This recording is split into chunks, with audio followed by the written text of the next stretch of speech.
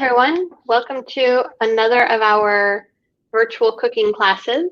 I'm here with Ms. Ruby and with Lisa Barledge from the OSU Extension Office.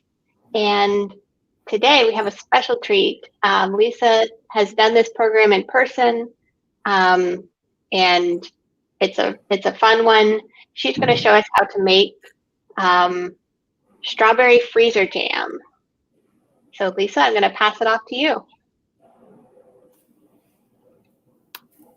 I'm going to go ahead and take my face mask off that I had on from being at my office today before I wash my hands.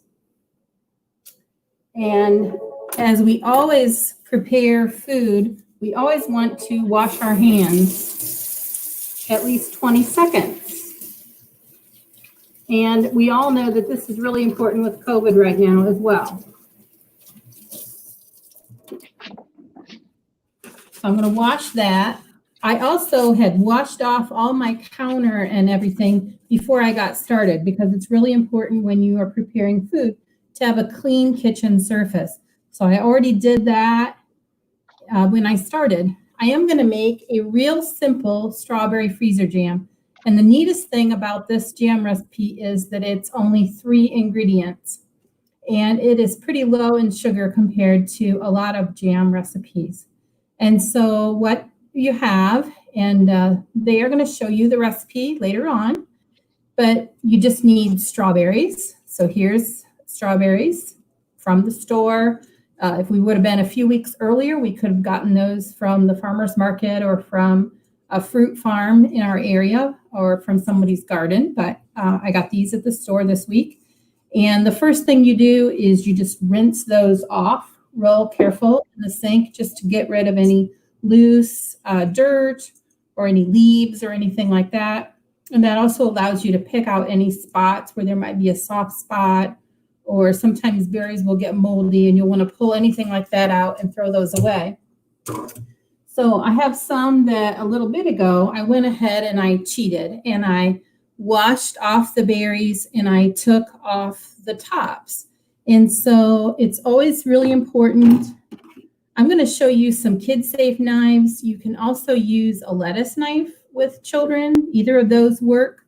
These are available in sets of 3 for anywhere from like $8 to $10. So if you've got a couple kids, you can just get 1 pack. The lettuce knives are under $5 for one, sometimes just a couple dollars, $2 or $3. And they're also easy for kids to use. So I've washed these off and you're just gonna cut off the stem on them is all you're gonna do. So you're just gonna cut the stem off, put that to the side. And because we're gonna smash them anyway, you can kind of dice it up a little bit if you want. I'm going to pull a few of them out just so you can see what I'm doing. So you would just smash, just kind of dice them a little bit after you take the stem off. Any of them that are big, you're going to chop a little bit. And see, these knives are not sharp at all, so kids can do it, or anyone who has, problems with their hands. They're real easy to use. So you're just going to kind of chop those. And you would have a whole bowl of these chopped berries that then you can either smash, so you can use a spoon to smash them. Something like an ice cream spade can be kind of fun. Or I'll be honest, I was cheating a little earlier. So I just kind of pulse them in the blender because I was making a couple batches. So I want them a little bit chunky, but I put them in the blender just about a half hour ago, kind of smushed those up and they're ready to go. So you can do either one. It is a cup and 2/3 or almost two cups. And that ends up being about one of those clam shells that we see at the grocery stores. Comes pretty close to that amount of strawberries. And then the other 2 ingredients that we use are sugar, and it is 2/3. So this is a 1/3 cup. If you're working with kids and you have a 1/3 cup, you can do it kind of like math and ask them, well, how many would 2/3 a cup be? And we want to level that off. So we're going to use a knife to level it off. Push, get the second third.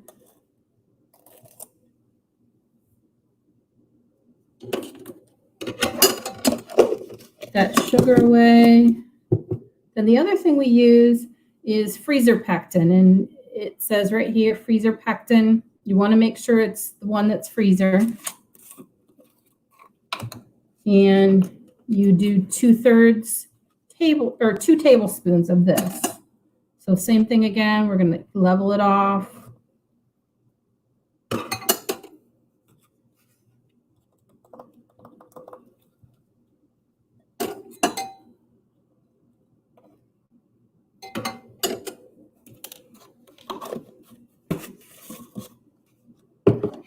And then we're going to mix, and we have to mix for 3 minutes.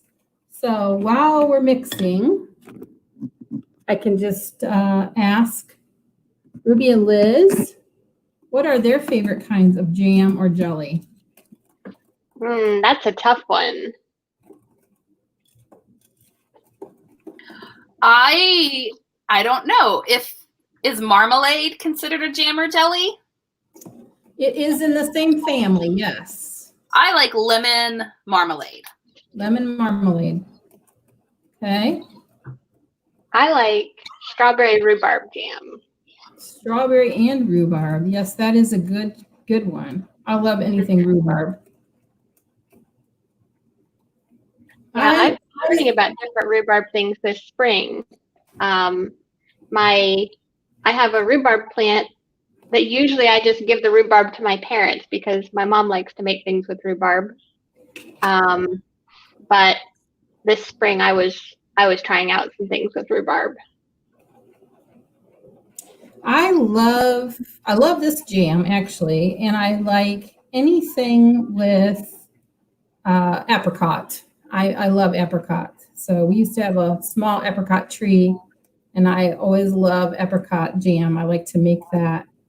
The neat thing about this jam recipe is, as I said earlier, it only had 3 ingredients, and you could pop those up there if you want. Yeah. They can see that. So you see the slide with the yeah. Sorry, go ahead. A cup and 2/3, or about 1/4 of strawberries, 2/3 of a cup of sugar that we measured, and then instant freezer pectin. And then it makes about 4 jelly jars. So they're not big jars. And this is going to be either refrigerated or frozen. It is not shelf stable. Now here's the other slide with the directions. Right. So as we talked earlier, we always wash our hands in the area that we are working. We remove any stems and bad spots and wash our strawberries. We add our sugar and pectin like we did a few minutes ago. And we crush the berries if we didn't already crush them. And we stir for 3 minutes and then fill the jars. So if you want to come back to us, I'll show them that we talked about the 3 ingredients in the jam. And I have a couple bottles of store purchase jam. This one, there's all those ingredients listed there. And here's another one. This whole area is ingredients. So there's at least 15 or 20 ingredients versus our 3 ingredients that we know completely what they are. They're not any words that we can't pronounce, anything like that. So that is kind of the neatest part about this strawberry jam. And so Lisa, why is the 3 minutes important? So that is what activates the pectin, which makes it become gel. So that is what mixes with the natural pectin in fruit. Fruit has natural pectin in it, and it activates, and that's what makes it set up so that it becomes kind of gummy or jelly and thicker so that it isn't runny. Otherwise, we'd have pancake syrup or fruit topping for cake instead of jam. And does so this then, recipe work for other fruits too? Yes, it does. Good question. So you can use anything, other fruits. So peaches work well, other berries, anything like that. I've done peaches and I've done mixed berries, but any of the fruits, as long as you get them mashed up, you can make it into the jam. And you always want to leave a little what they call head space at the top. So some space at the top, because this is frozen and it's going to expand when we put it in the freezer. So I'm going to have to clean that one off.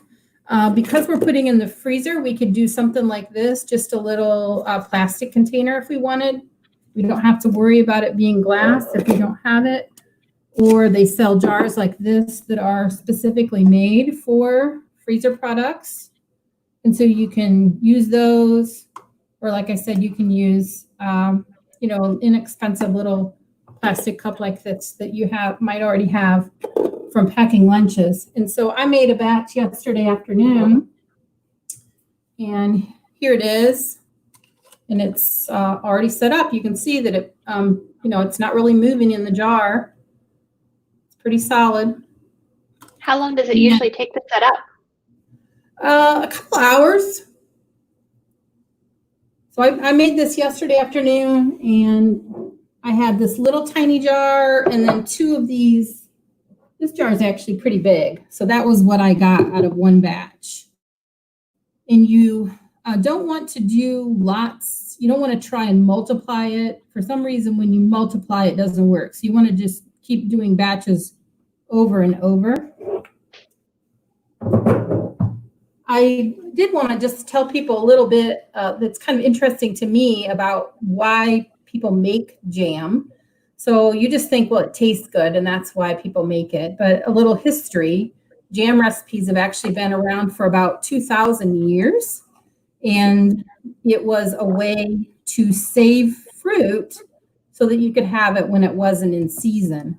So, in the old days, we couldn't go to Kroger or Walmart or wherever to get our groceries. We had to either dry them or find another way to eat them. And so the first jam was actually mixed with honey and mixed with molasses, and you jammed it, or you smashed the fruit, and that sweetness of the honey and the molasses was actually what preserved the fruit so that you could eat the fruit out of season. So I think that's really cool that jam recipes have actually been around for about 2,000 years. And then in World War I, the grape jam became popular, and it was Welch's who had the grape jam for soldiers.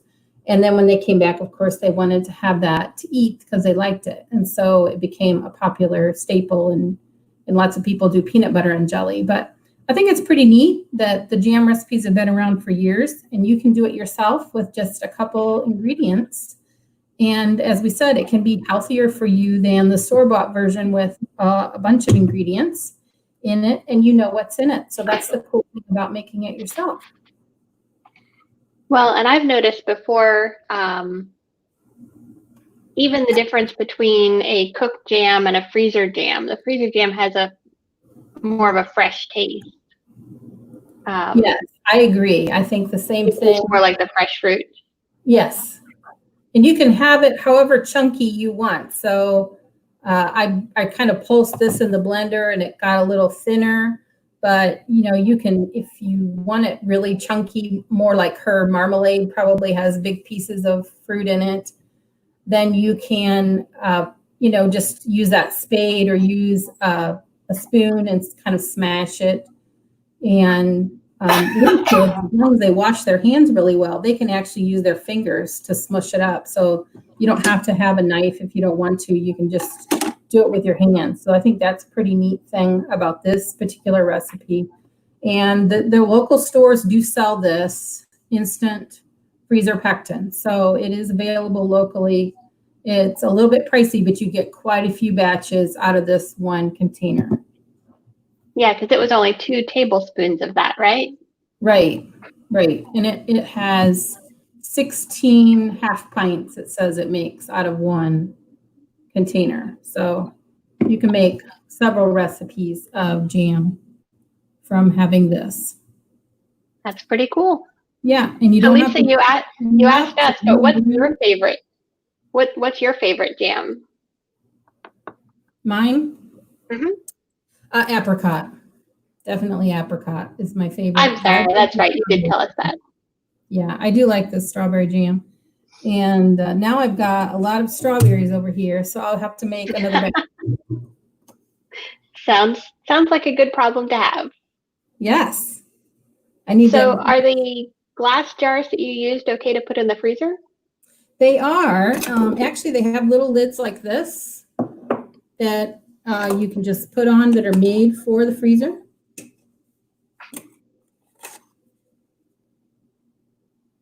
Very nice. Or you can also use the traditional rings as well. So if you want, you can just use the traditional ring.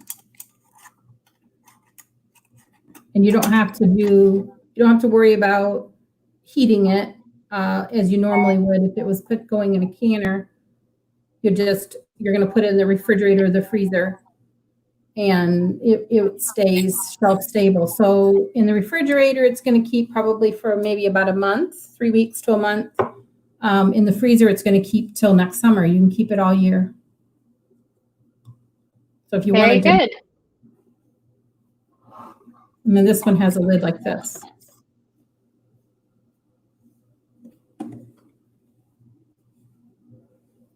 Very good. All right. Well, thank you, Lisa. Thank you for showing us about strawberry jam. And Ruby, did you want to talk about the things that we have coming up? Yes. So tomorrow at 6 o'clock, right here, live on Facebook and YouTube, we are announcing our grand prize winners for Bookworm, for healthy living and for your reading goals. So make sure that you have all of your reading and healthy activities logged by tomorrow at noon. And then a week from tomorrow, on July 30th, in the city pool parking lot, we are having a drive-through prize pickup. And it's going to be a very fun, socially distant drive-through party. Nobody's getting out of the car, and everybody's going to have a mask on and be socially distant. But you can come through whether you participated in Bookworm or not. This party is open for everyone. And we're going to have hot dogs and chips and library swag and free books for every kid. From babies all the way up to teenagers. I have about 1,000 books to give away. So I need a lot of people to come. And then if you finished Bookworm and you completed your reading and your healthy living goals, you will get your prize bag with your trophy and your coupons and your certificate. But everybody gets a hot dog, and everybody gets chips, and everybody gets a book, and everybody gets library swag. So please come, take my free stuff. We have really good books. And it's the hot dogs are from the Hot Doggery. They are delicious. They're going to be grilling them fresh for us at the party. So come drive through, and it's going to be a lot of fun. That is July 30th from 6 to 7 in the city pool parking lot. And we're hoping for good weather. Yes, it's not allowed to rain. It's just not. It's not going to rain. It's fine. All right. Well, thanks again, Lisa. And always nice to have you showing us how to make jam. And we hope we'll see you soon. Yep. Anybody has any questions about food preservation, they can call us at the office, and we're happy to help them out. Awesome. Great info. Thank you.